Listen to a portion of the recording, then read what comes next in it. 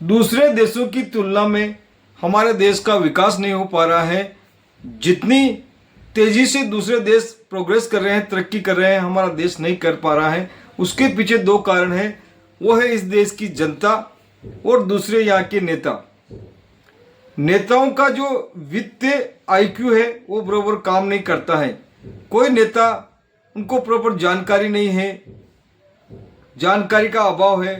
कोई 97 को 47 बोलता है, कोई क्या बोलता है, और ऐसे आदमी चुनकर आते हैं सत्ता में जिन्हें कोई नॉलेज नहीं है। और अगर अच्छा आदमी चुनाव में खड़ा हो जाए तो वो जीतेगा भी नहीं, चाहे कितना पढ़ा लिखा हो। ये जनता की कमजोरी है। चाहे कितना ही अच्छा पढ़ा लिखा इंजीनियर, साइंटिस्ट, प्रोफेसर, चीजों को जानने वाला आदमी खड़ा हो जाए चुनाव में तो वो जीतता नहीं है।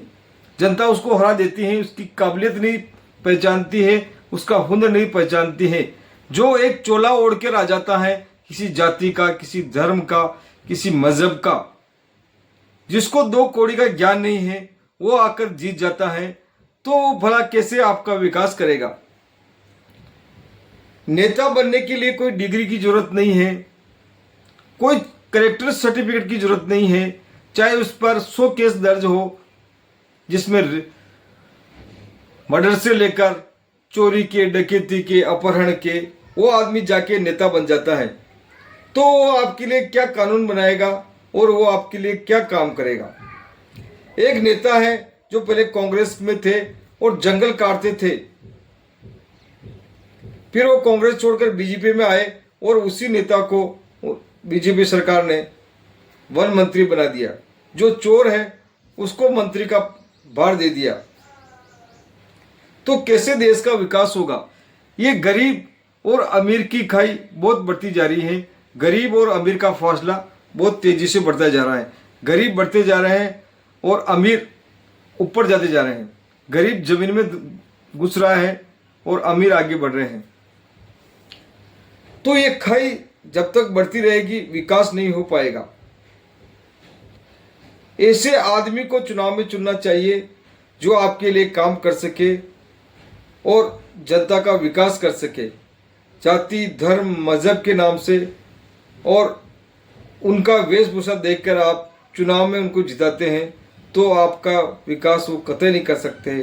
तो दोनों जिम्मेदार है इसके लिए, जनता और नेता। जब तक जनता नहीं सुधरेगी, नेता नहीं सुधरने वाले हैं। जनता सुधरेगी और अपना दिमाग को काम में लेगी और अच्छे आदमी का चुनाव चयन करेगी जो आपको शिक्षा, स्वास्थ्य, सड़क, व्यवस्था दे सके।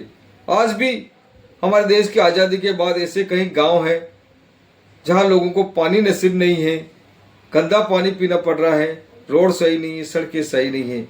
तो कहीं न कहीं जनता जिम्मेदार है। जनता को ऐसे आदमी का चयन करना चाहिए जो तुम्हारा विकास कर सके। इतिहास उठाकर देख लीजिए, कभी धर्म के नाम पर देश आगे नहीं बढ़ा है। देश बढ़ा है तो आगे शिक्षा, एजुकेशन से बढ़ा है।